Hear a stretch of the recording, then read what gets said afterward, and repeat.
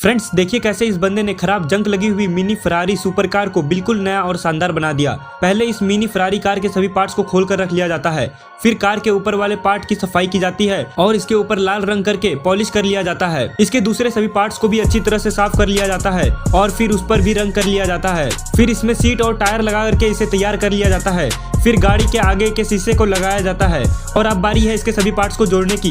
जब तक इसे जोड़ा जा रहा है आपको अपने प्यारे मोबाइल की कसम वीडियो को लाइक और चैनल को सब्सक्राइब कर लीजिए, नहीं तो आपका प्यारा मोबाइल आत्महत्या भी कर सकता है। तो finally mini Ferrari super car बनकर के तैयार हो चुकी है।